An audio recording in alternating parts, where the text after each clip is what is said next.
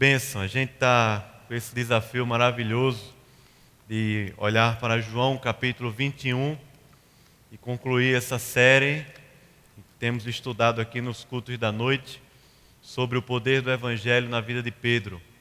Eu queria convidá-lo a abrir João capítulo 21. Nós falamos sobre a caminhada de Jesus com Pedro desde o início, em Lucas capítulo 5, quando o Senhor o encontra ali no mar da Galileia, e lá naquele mar ele diz a Pedro para jogar as redes, elas voltam cheias de peixes, e o chamado do Senhor para Pedro é: vinde após mim, doravante serás pescador de homens.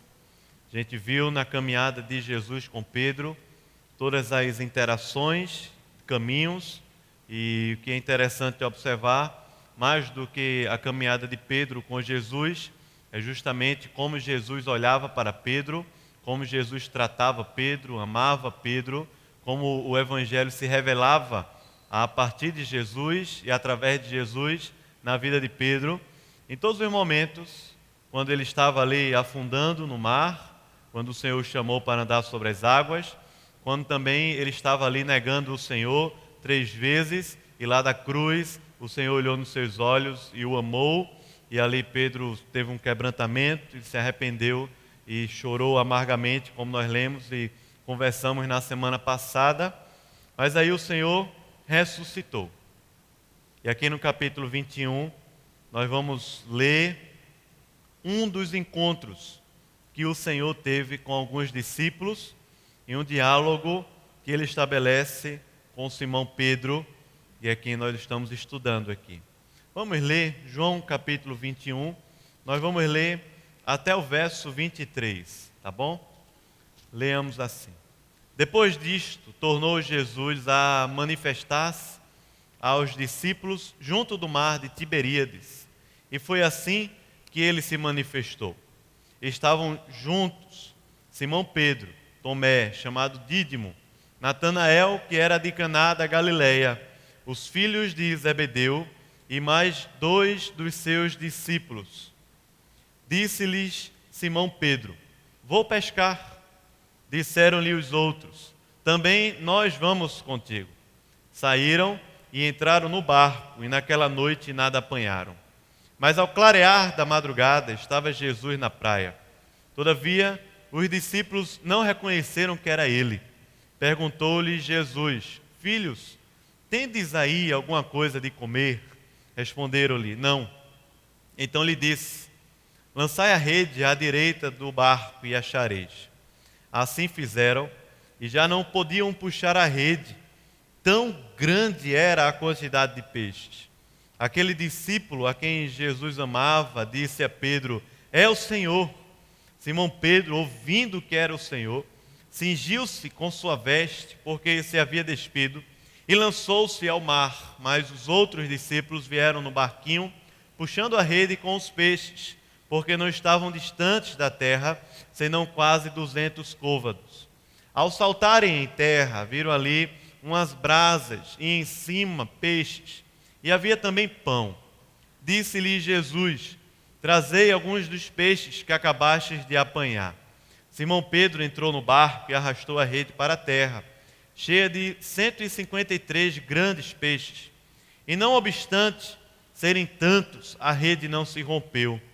Disse-lhe Jesus: vinde e comei.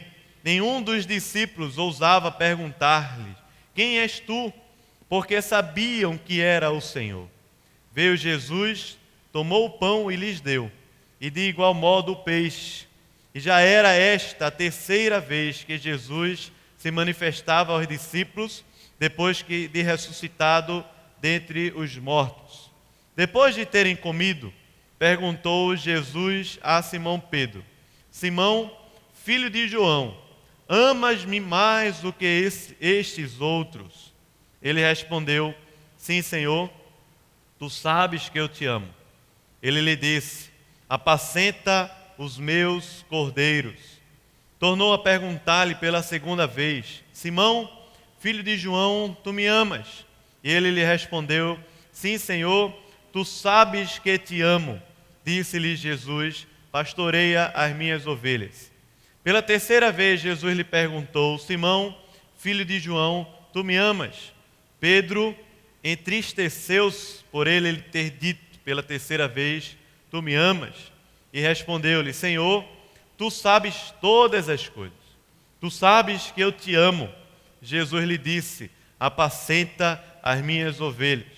Em verdade te digo, que quando eras mais moço, tu te cingias a ti mesmo e andavas por onde querias. Quando, porém, fores velho, estenderás as mãos e outro te cingirá e te levará para onde não queres. Disse isto para significar com que gênero de morte Pedro havia de glorificar a Deus. E depois de assim falar, acrescentou-lhe: segue-me. Então Pedro, voltando-se, viu que também o ia seguindo o discípulo a quem Jesus amava, o qual na ceia se reclinara sobre o peito de Jesus e perguntara: Senhor, quem é o traidor? Vendo-o, pois, Pedro perguntou a Jesus: e quanto a este? Respondeu-lhe Jesus: se eu quero que ele permaneça até que eu venha, que te importa?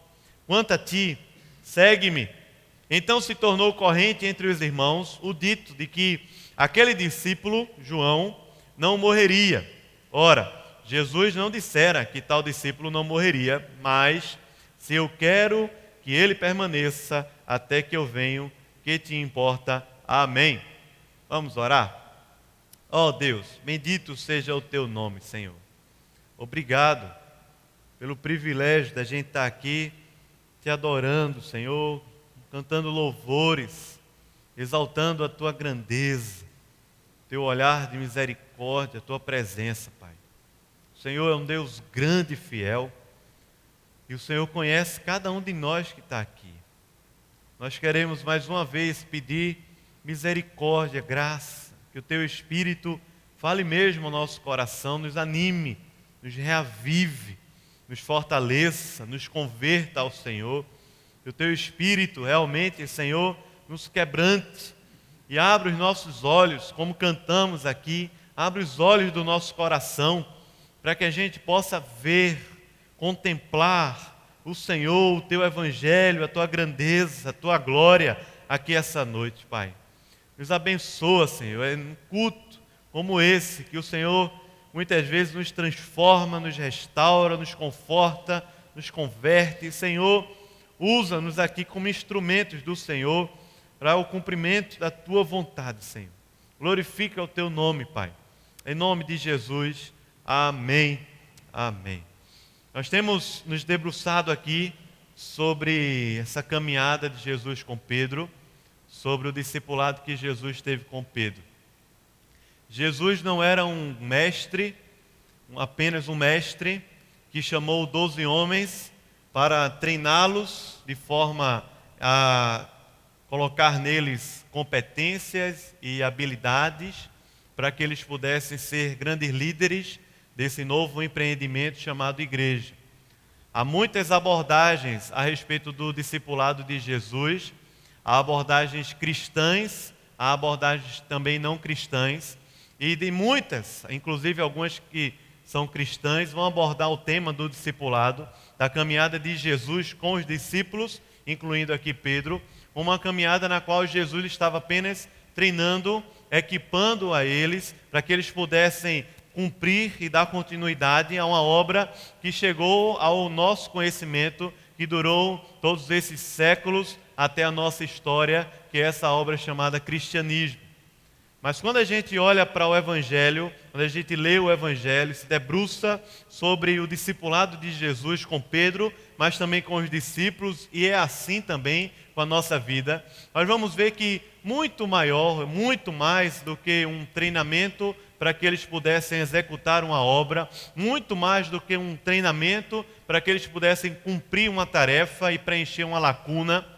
A caminhada de Jesus com os discípulos era uma caminhada de formação da alma, formação da identidade, formação do coração, para que esses discípulos, entendendo quem eles eram em Cristo, entendendo quem eles eram em Deus Pai e no Espírito, entendendo a grandeza da revelação do Evangelho de Jesus, muito mais do que de forma religiosa, mas entendendo de forma viva, prática, entendendo no coração, na alma, a essência desse Evangelho, pudessem se adorar, pudessem servir, pudessem dedicar a sua vida completa ao Senhor, não por causa das obras que tinham que fazer, mas por um entendimento profundo de quem eles eram. Por isso que em toda a história que nós temos visto aqui também de Jesus com Pedro, nós não vemos Jesus excluindo Pedro, nós não vemos Jesus colocando Pedro de lado quando Pedro errou, quando Pedro faltou com fé, quando Pedro faltou com confiança, quando Pedro se acovardou, quando Pedro agiu com temeridade, quando Pedro, de certa forma, negou o Senhor e disse que nem o conhecia e nem fazia parte daquele grupo, nós não vemos Jesus olhando para Pedro como que frustrado ou desanimado, porque passou 3 anos investindo na vida de Pedro, e daqueles 3 anos que ele investiu, parece que Pedro estava jogando tudo por água abaixo, porque Pedro não tinha entendido nada, aparentemente ele não estava entendendo nada do que tinha acontecido. Na verdade, Jesus continuamente está olhando para Pedro com um olhar, com aquele mesmo olhar que ele teve no mar da Galileia no início dessa caminhada.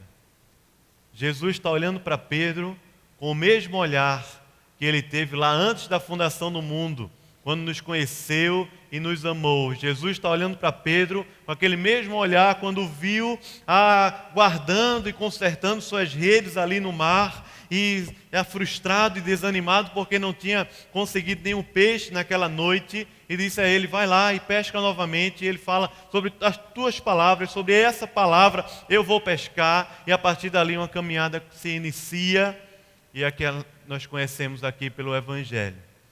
O olhar que Jesus tinha para Pedro, desde lá do mar da Galileia, como lá no madeiro, quando ele estava crucificado e Pedro estava negando, era o mesmo olhar de misericórdia, olhar de amor, olhar da justiça de Deus, olhar de alguém que estava ali na cruz, comprando para sempre a vida de Pedro, e que nenhum maligno poderia roubar-lhe das suas mãos. Assim é para a gente também. Mas daí, a gente ainda corre o risco de pensar que, após a ressurreição do Senhor, e após ele ser assunto aos céus também, em Atos capítulo 1, a caminhada agora está com Pedro. A caminhada agora está com Pedro porque Jesus já fez a sua parte. Jesus já estabeleceu todo o caminho, já fez toda a obra, já preparou, já ensinou, e agora Pedro está contigo. Você será minha testemunha. Vai lá, você vai ser um líder na igreja em Jerusalém, em Roma. Vai lá, Pedro, e serve, porque agora a obra está em tuas mãos. Mas se a gente continuasse a história e continuasse a estudar esse sermão ou essa série no livro de Atos, como também nas cartas de Pedro, nós vamos ver que mesmo Jesus sendo assunto aos céus, como é hoje, mesmo Jesus estando lá à direita do Pai, parece que a caminhada de Jesus com Pedro continua, permanece nessa mesma essência pela qual Pedro, ou melhor, pela qual Jesus, amando a Pedro, decide continuamente tratar o seu coração, pela qual Jesus, amando Pedro, decide continuamente limpar, restaurar, cuidar na sua alma, para que ele pudesse, de maneira profunda e cada vez mais profunda, entender a grandeza do Evangelho, entender quem ele era em Cristo Jesus. Daí que nessas perguntas todas que Jesus faz a Pedro a respeito do grande amor do Senhor, a respeito da vocação, muito mais do que a vocação, muito maior do que a obra e a tarefa que Pedro tinha a fazer, Jesus traz o assunto para a essência, para o amor que o Senhor tinha por ele. Esse final de semana nós tivemos um retiro com os 3 anos do discipulado aqui do Caminhada. Foi uma bênção de Deus, glória ao Senhor. Foi um tempo muito abençoado de renovo, tempo muito abençoado do Senhor. E conversando com uma pessoa, ela disse assim: Daniel, eu estou na igreja há 17 anos. Faz 17 anos que eu trabalho na igreja. Faz 17 anos que eu estou envolvido, que eu estou executando tarefas, que eu estou ali na igreja. Mas esse ano, eu estou descobrindo na palavra de Deus quem eu sou em Cristo Jesus, e isso tem sido libertador. Esse ano, pela palavra, por causa da palavra, eu tenho descoberto quem eu sou, o quanto Deus me ama, o quanto o Senhor pagou um preço por mim, e o quanto eu posso amá-lo acima de todas as coisas, para todo sempre. Mesmo quando a gente está desanimado. Veja que o texto começa, aqui em João capítulo 21, dizendo que Pedro resolveu chamar os discípulos para pescar. Ele disse: eu vou pescar. Os discípulos foram com ele. Aparentemente aqui é uma expressão de desânimo, como que as suas expectativas, a gente já conversou sobre isso na semana passada, as suas expectativas não foram atendidas, os seus projetos sobre o reino de Deus, ou até o entendimento dos discípulos, que ainda estava um pouco turvo a respeito do reino, do ensino de Jesus a respeito do reino de Deus. E aí Pedro, assim, eu vou pescar. Não havia nada de errado na profissão de um pescador. Quando Jesus chama Pedro para ser pescador de homens, Jesus está conectando aquela história, Jesus está conectando aquela vocação a uma vocação maior, a um propósito maior que faz parte daquilo que ele é em Cristo. Nós somos em Cristo filhos de Deus, nós somos em Cristo amados de Deus, nós somos em Cristo eleitos de Deus para executar, ou para viver, ou para desfrutar, ou para experimentar as boas obras que Deus de antemão preparou para que andássemos nelas. Daí Pedro, um certo sentido aqui, diz: eu vou pescar. Rapaz, eu acho que alguma coisa não está se encaixando ainda na minha mente. E ali naquela noite de pesca acontece exatamente o mesmo episódio que aconteceu no início. Interessante como Deus promove esses encontros transformadores da nossa alma. Naquele mar, novamente, Pedro passa a noite e não consegue pescar nenhum peixe. Naquele mar, novamente, a presença de Jesus a superabunda, e a partir da sua palavra ele diz: vai lá e lança de novo as suas redes. Aquele mar, novamente, as redes voltam cheias de peixes, superabundantemente, de forma completa, de forma tão gloriosa, na qual o Senhor Jesus, a partir da sua palavra, disse a Pedro: vai lá e joga, porque o Senhor Jesus é rico em abençoar. O Senhor Jesus é rico, é abençoador, é galardoador de todos aqueles que eu busco.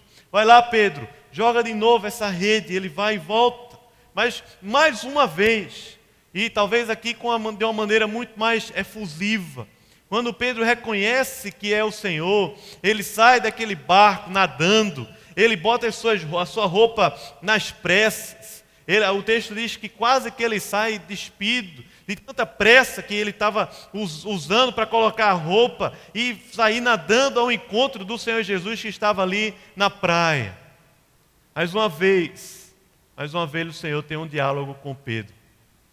E nesse diálogo que Jesus tem com Pedro, após comerem uma refeição juntos, após terem um tempo ali junto, ao redor da fogueira, comendo aquele peixe, se deliciando da bênção, do benefício do Senhor Jesus, o Senhor tem um diálogo com Pedro a partir da seguinte pergunta: Pedro, você me ama? Você me ama, Pedro? Pedro disse: eu te amo, Senhor. Apacenta, pastoreia as minhas ovelhas. Pedro, tu me amas? Eu te amo, Senhor. Apacenta as minhas ovelhas. Mais uma vez: Pedro, tu me amas? Eu te amo. O Senhor sabe todas as coisas. O Senhor sabe que eu te amo. Apacenta as minhas ovelhas. Irmãos, a gente podia pegar esse texto aqui e seguir alguns caminhos, mas eu não acredito que seja esse o melhor. O primeiro seria olhar para a caminhada cristã e estabelecer que a caminhada cristã ela é feita a partir do amor que Pedro tem por Jesus. Mas perceba que quando Jesus está perguntando a Pedro: tu me amas? A base desse amor é o próprio amor do Senhor, como o próprio João falou mais na frente, nós amamos porque Ele nos amou primeiro. Nós só podemos amar o Senhor porque Ele nos amou primeiro. A base do nosso amor pelo Senhor é o amor de Deus imenso, grande demais, que Ele tem pela nossa vida. Amou o mundo de tal maneira que deu seu único Filho, o justo morrendo pelos injustos. O Senhor nos ama e se torna o nosso Pai, aquele que cuida, que nos ampara, não só aquele que nos dá a salvação, mas que com a salvação nos dá também graciosamente com Ele, com o Filho, todas as coisas. A gente poderia olhar para esse texto e dizer: o Senhor Jesus está falando que o discipulado é a partir do amor. Se Pedro fizer isso, se Pedro resolver fazer as disciplinas espirituais, resolver moldar a sua vida a certos comportamentos para demonstrar que ama o Senhor, aí sim a sua caminhada vai seguir. A outra seria fazer um paralelo ou um estudo nas palavras que Jesus usa aqui no grego por amor. E aí ele vai usar filéu e vai usar ágapo. Mas se a gente for estudar o livro de João, em outros textos, essas palavras são intercambiáveis e elas podem tanto expressar o amor ao Senhor, como ela pode expressar também o amor ao próximo, como ela pode expressar o amor e o afeto em situações diferentes em todo o Evangelho de João. Parece que Jesus está perguntando a Pedro nessas 3 vezes, antes de fazer um paralelo com o coração de Pedro, ou com a vida e a espiritualidade de Pedro, ou antes de fazer um paralelo ou um jogo de palavras com a palavra amor, Jesus pergunta a ele 3 vezes, restaurando o coração de alguém que viveu a experiência de ter negado o Senhor. 3 vezes Pedro negou ao Senhor Jesus. 3 vezes o Senhor Jesus está olhando nos olhos de Pedro, perguntando: Pedro, tu me amas? 3 vezes Pedro, quando olhava o Senhor sendo preso, sendo levado até aquela cruz e sendo perguntado se ele fazia parte daquele grupo. Pedro, para preservar a sua vida, de alguma maneira se saindo ou se retirando daquele grupo, ouvindo as pessoas o acusando, dizendo: você é um deles. Pedro dizendo: não, eu não sou, eu não conheço este homem. 3 vezes o Senhor está restaurando e resgatando o coração de Pedro, não a partir do que ele pode fazer, não a partir do que Pedro pode realizar na igreja, mas a partir do que o Senhor Jesus realizou na vida de Pedro e realiza na vida da gente. O Senhor morreu, o Senhor ressuscitou. Lá naquela cruz ele olhava nos olhos de Pedro, afirmava o seu amor, afirmava a identidade de Pedro, aquilo que Pedro era em Cristo, mas também aqui ele venceu a morte, venceu o pecado, e porque ele ressuscitou, nós podemos amá-lo. Porque ele ressuscitou, nós podemos viver para a glória do seu nome. Porque ele ressuscitou, nós não precisamos mais viver uma vida cristã de derrotismo, de desânimo, de frustração, como que tentando controlar as coisas, como que tentando, na maneira religiosa ou comportamental, controlar, dominar, ser senhor da própria história, ser senhor da própria vida cristã, da própria vocação, da própria espiritualidade. O Senhor ressuscitou para que nós pudéssemos andar em novidade de vida. O Senhor ressuscitou para que a morte não reinasse mais no nosso coração. O Senhor ressuscitou para que o pecado, a escravidão, não tivesse mais reinado, não se assenhorasse mais na nossa vida. O Senhor venceu de uma maneira completa e está aqui olhando nos olhos de Pedro, ressuscitado, alguém que venceu tudo, que despojou ali principados e potestades, que pagou um alto preço, o escrito de dívida que era contra nós. Ali estava o meu nome, a minha história naquela cruz, mas também ele ressuscitou para que nós pudéssemos viver, andar numa novidade de vida, no poder da ressurreição, que faz com que a gente morra e viva eternamente com ele. Daí que quando Jesus está olhando nos olhos de Pedro e perguntando a ele: tu me amas, tu me amas, tu me amas, muito mais do que o Senhor Jesus esperando a resposta dele, muito mais do que o Senhor Jesus esperando as palavras que Pedro vai falar, porque Jesus já conhecia Pedro antes da fundação do mundo. Jesus conhecia o coração de Pedro. Jesus nos conhece também antes da fundação do mundo e conhece o nosso coração.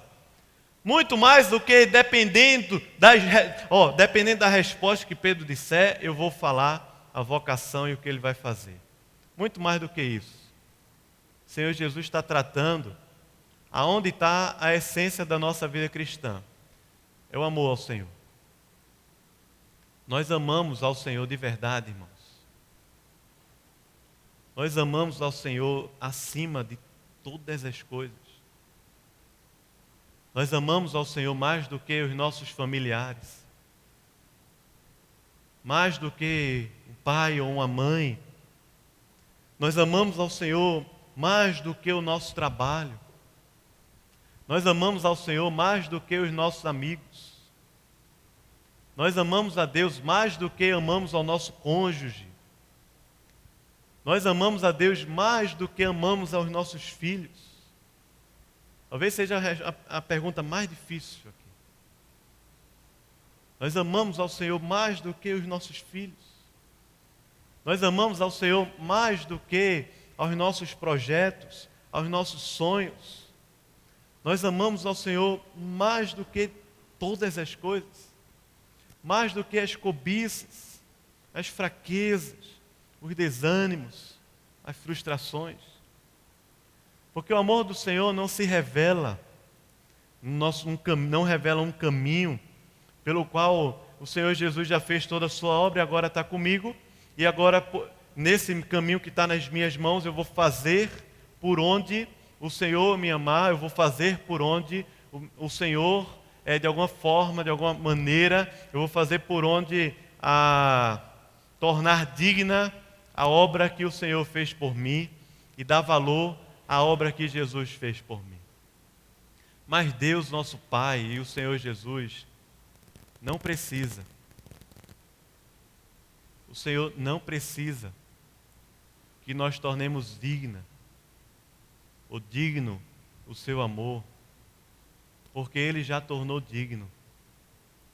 Na eternidade, na cruz, na ressurreição, Ele já tornou digno o seu amor por nós.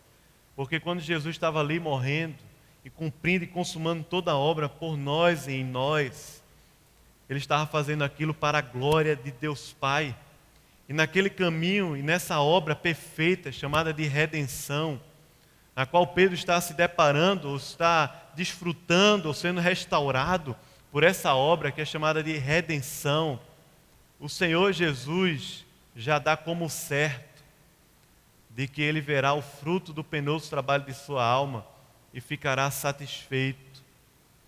Mas a pergunta que traz o poder, ou traz a realidade da redenção, que traz a realidade dessa obra bendita de Jesus para o nosso coração, não é o que nós estamos fazendo, não é o que nós podemos fazer para Deus, não é o que a gente está promovendo.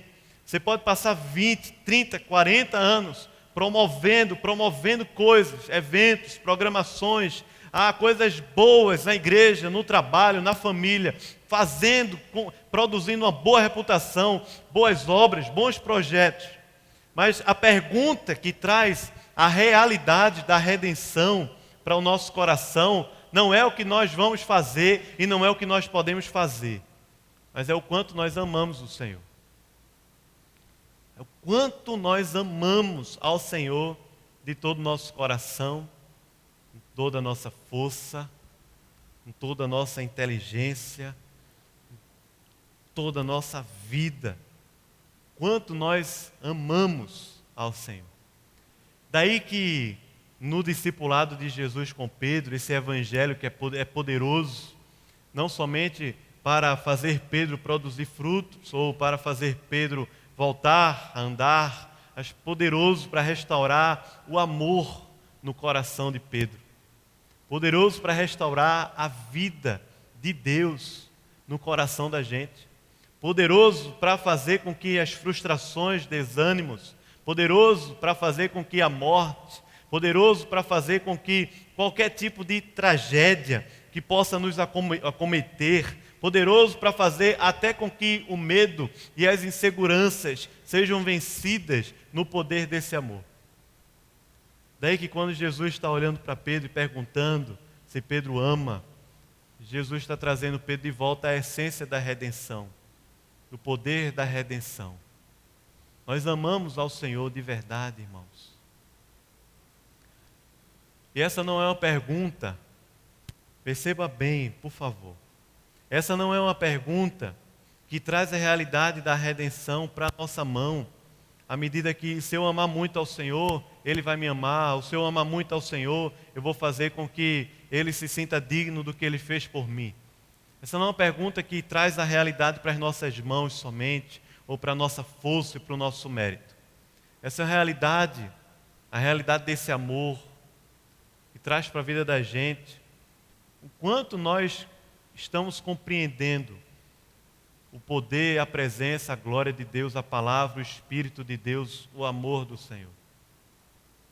Essa palavra que Jesus volta para Pedro e pergunta: você me ama? Como é para nós aqui essa noite?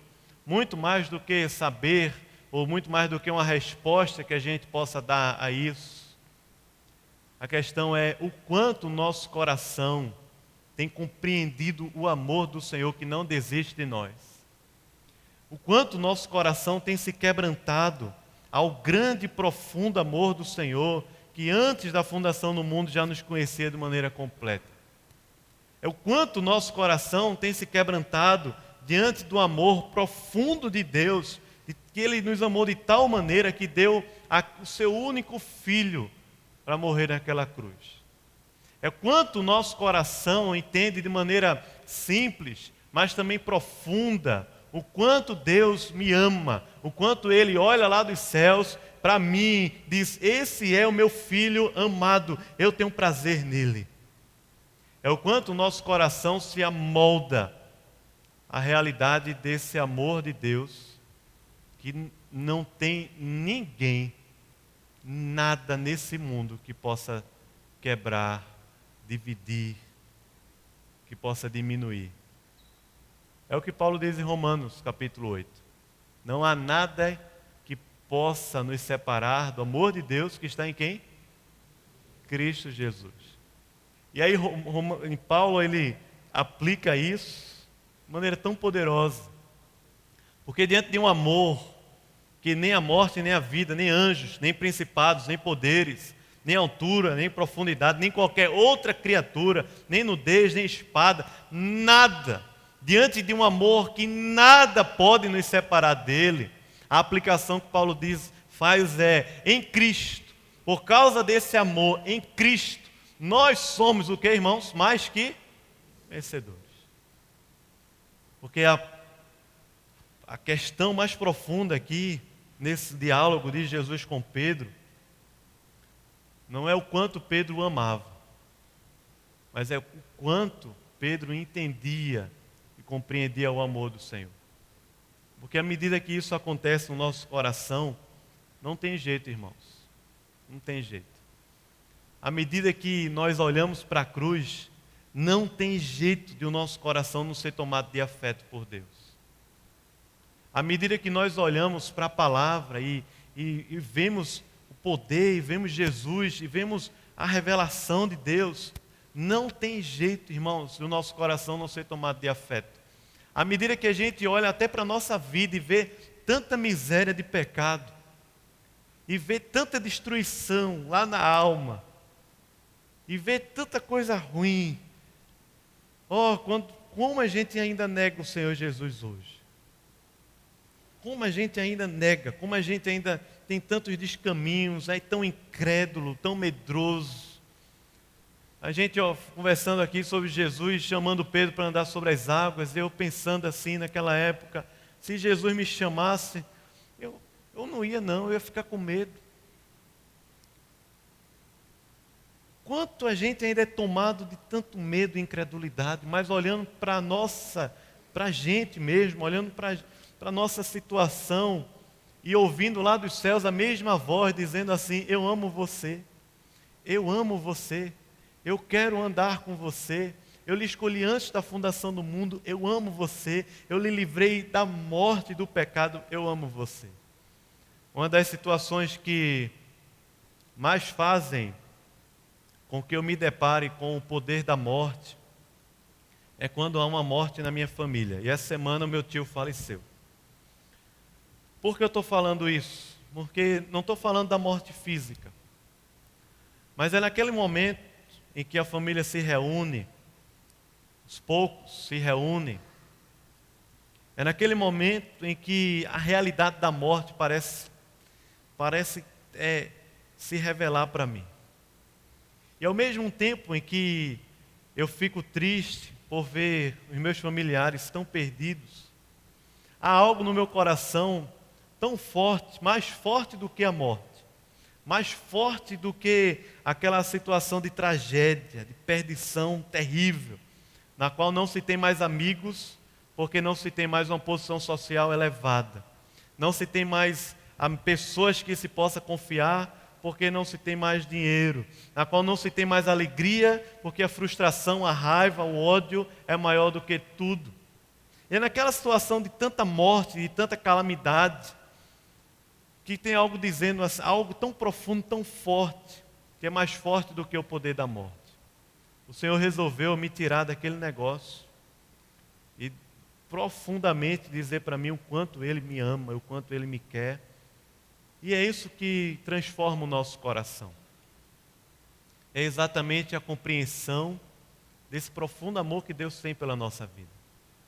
Você pode estar aqui ouvindo esse sermão, eu não sei qual a realidade, porque talvez você venha de um lar cristão, talvez você tenha uma vida religiosa, ativa, envolvido, mas talvez seja como muitos cristãos que estão há 20, 30 anos, envolvidos com as coisas da igreja, com as coisas de Deus, mas não conseguem compreender de maneira simples e profunda o quanto Deus ama a gente, o plano redentor de Deus em Cristo Jesus e quem nós somos nele. Daí que é aquela perguntinha que Jesus fez a um cara extremamente religioso chamado Nicodemos. Quando ele traz para Nicodemos a realidade da vida eterna, dizendo que era necessário nascer de novo. E no final, Nicodemos, sem entender nada, Jesus diz a ele assim: sendo você mestre em Israel, não compreendes estas coisas? Sendo mestre, não consegue entender isso?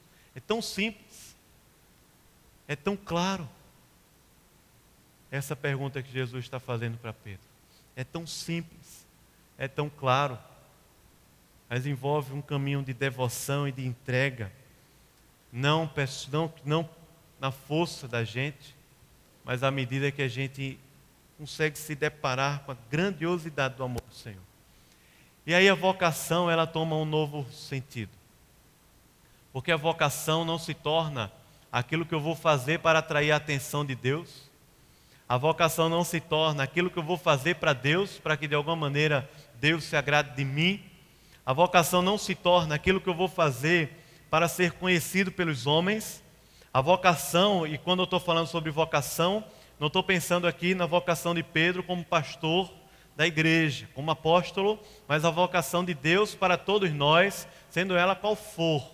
E diante de Deus, diante da palavra e da teologia bíblica, é aquilo que Deus nos chamou, é aqueles planos que Deus tem para cada um de nós, e que a gente pode, sendo médico, sendo pastor, sendo professor, sendo qualquer tipo de envolvimento que a gente tiver com essa terra, envolvido na mesma missão, que é a missão de Deus que a gente tem conversado aqui. Mas a vocação toma um novo sentido, porque ela não é aquilo que eu vou fazer para crescer na vida, para atrair a atenção dos homens, não é aquilo que eu vou fazer para conseguir o significado e a relevância na vida, não é aquilo que eu vou fazer para de alguma maneira poder dizer para os outros que venceu, eu venci, eu consegui, eu batalhei e eu consegui. A vocação não entra nesse sistema pelo qual a gente está caminhando aqui para construir uma Babel, aquela que vai fazer o nosso nome célebre sobre a terra. A vocação não toma aqui o sentido daquela que vai tomar o lugar ou de alguma maneira preencher uma lacuna na alma, no coração, para nos anestesiar e nos fazer sentir ou perceber, ou e muitas vezes em um auto-engano, que a gente tem Deus ou que a gente está com Deus porque está fazendo algo para Deus. É possível estarmos fazendo, envolvidos até na igreja, sem Deus, sem o amor do Senhor. Mas aqui a vocação, ela toma o sentido da devoção, da entrega, do amor e de uma caminhada com Jesus, verdadeira e profunda. A vocação, ela segue como uma resposta Não a necessidade do homem a adquirir significado e fazer o seu nome conhecido na terra, mas a vocação, ela segue como uma resposta ao amor do Senhor. Diante de uma profunda realidade da redenção, pela qual eu não preciso construir a vida para ser vitorioso, mas eu já sou vitorioso em Cristo Jesus, já sou mais do que vitorioso. Diante da realidade da redenção, na qual após haver negado Jesus 3 vezes e de tantos medos e incredulidades, Jesus continua chamando a minha atenção, Jesus continua olhando para mim, Jesus continua me chamando, me atraindo, Jesus continua me chamando pelo nome, Jesus continua me amando. Diante dessa realidade da redenção, a vocação não tem mais sentido como um caminho de conquistas, de méritos, de fazer o nome conhecido, se tornar vencedor, porque em Cristo, no profundo amor de Cristo por nós, nós já somos mais que vencedores. Daí que a vocação, ela segue como uma resposta a essa compreensão daquilo que nós somos em Deus. Tu me amas, pastoreia. Tu me amas, trabalha nessa área, cumpre a vocação, edifica o corpo de Cristo, constrói para a glória de Deus.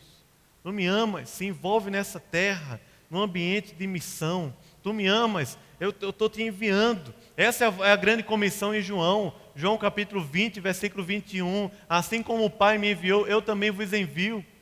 É esse envio que é fruto do amor, fruto de uma percepção profunda da redenção e da graça do Senhor. Por isso que, diante dessas palavras, a mesma expressão que Jesus usa com Pedro, lá no início de todas as coisas, talvez naquela expressão do primeiro amor, que Jesus usa à igreja de Éfeso, lá em Apocalipse capítulo 2. Lá no início da caminhada, na qual Jesus olhou para Pedro e disse: segue-me, vinde após mim, eu vou fazer de você pescador de homens. Essa mesma expressão, esse mesmo convite, essa mesma convocação, Jesus faz para Pedro aqui. Segue-me, siga-me. Mas Jesus disse a Pedro uma realidade dura também. Disse a Pedro que quando ele fosse mais velho, o gênero da sua morte seria difícil. E ele havia de glorificar a Deus dessa maneira. Pedro morreu crucificado. O historiador do primeiro século, chamado Clemente de Roma, diz que Pedro viu sua esposa sendo crucificada. Antes dele ser crucificado, ele viu sua esposa sendo crucificada. Conforme a história diz, a palavra que Pedro dizia para ela continuamente é: não desista do Senhor, não desista do Senhor, não desista do Senhor. E quando Pedro havia de ser crucificado, ele disse assim: eu não quero ser crucificado desse jeito, porque não sou digno de morrer como o meu Senhor. E Pedro foi crucificado de cabeça para baixo. Mas muito maior do que o sofrimento da vida cristã, que está inerente a todos nós, a expressão do discipulado é a mesma.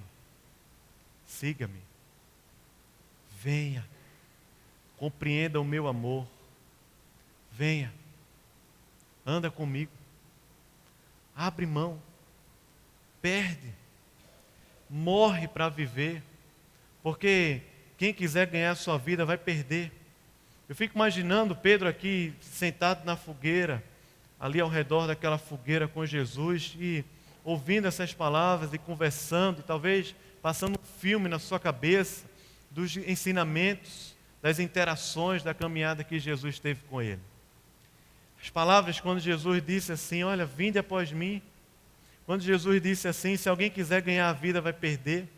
Quando Jesus disse assim: se alguém não negar a sua vida e tomar a cruz e me seguir, não é digno de mim. Quando Jesus afirmava a alma, o coração, a partir das bem-aventuranças. Quando Jesus olhava para Pedro e dizia para Pedro firmemente, que ele seria usado por Deus, que ele seria transformado moldado, que ele era amado de Deus. Quando Jesus dizia para Pedro que a semente do Evangelho iria frutificar, quando Jesus dizia para Pedro a respeito do reino de Deus, da justiça de Deus, quando Jesus afirmava a identidade de Pedro, não a partir do poder, da busca do poder que havia inerente aqui a todos os discípulos, mas a partir da cruz, a partir da obra de Deus, a partir do serviço, porque o Filho do Homem não veio para ser servido, mas para servir da sua vida em resgate por muitos. E nesse filme, Pedro está ouvindo a mesma expressão: siga-me, segue-me. Assim como no início da jornada, segue-me. Assim como no início, ali no Mar da Galileia, segue, Pedro, vinde após mim. E a história conta que Pedro seguiu. Não porque Pedro tinha uma capacidade melhor e mais espiritual, mas porque Pedro, à medida que estava sendo alcançado e tocado pelo Senhor, estava compreendendo a profundidade do amor do Senhor pela sua vida.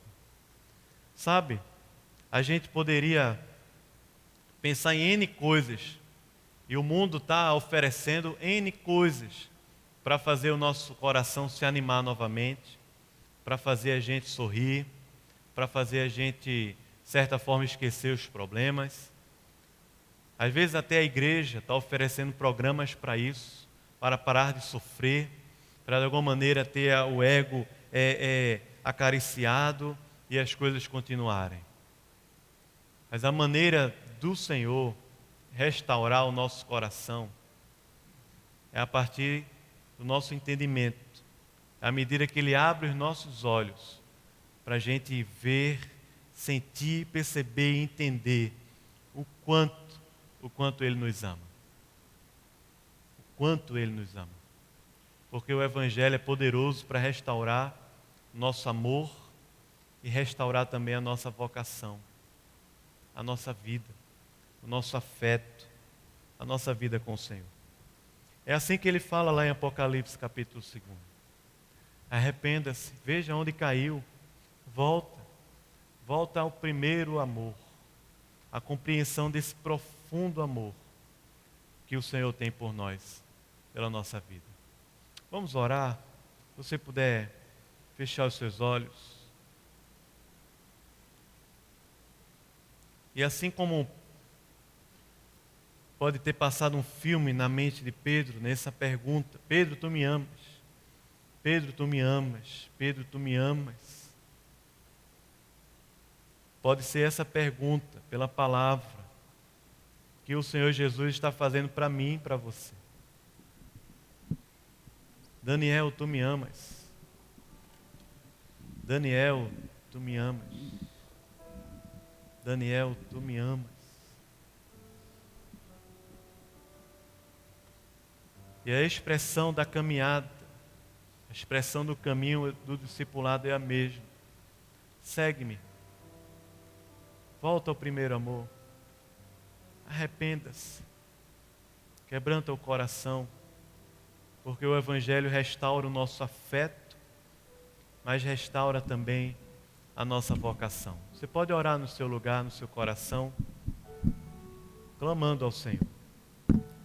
Deus, opera com o teu Espírito, com o teu Evangelho na minha vida.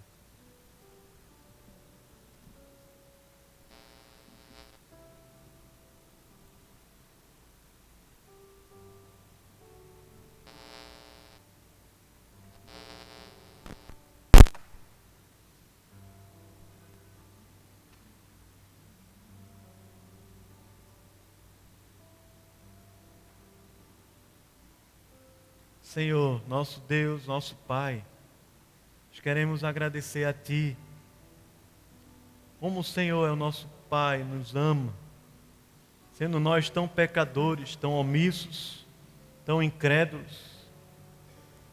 Ó Deus, tendo nós potencial tão grande e terrível de fazer dar tudo errado, mas a promessa desse amor é de que ela vai dar certo até o fim, porque aquele que começou a boa obra é fiel para terminá-la até o dia de Cristo Jesus. Nós queremos louvar o Teu nome aqui nesse momento, te agradecer.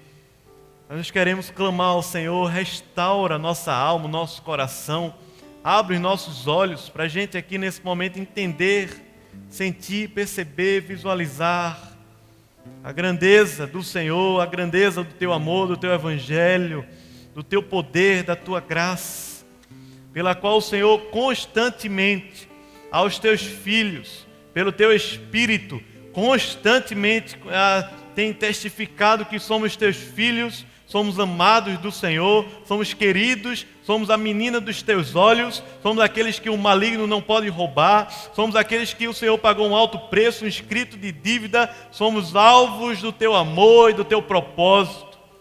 Somos chamados pelo Teu nome, Senhor, é uma nova identidade em Cristo Jesus. Pai, restaura o nosso coração, fortalece a nossa alma, livra-nos da morte, livra-nos do poder do pecado, livra-nos, Senhor, dos laços de iniquidade. Senhor, livra a nossa alma das frustrações, desânimos, livra-nos de nós mesmos, Senhor, da incredulidade que tantas vezes nos acomete.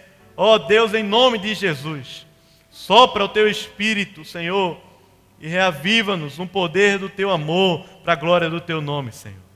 Afirma-nos em Ti, pelo Teu Espírito, pela Tua palavra, e usa-nos, Pai. O Senhor sabe aqui, ó Deus, como a gente pode ser usado pelo Senhor nessa terra, em Recife, para pastorear as Tuas ovelhas, cumprir a Tua missão.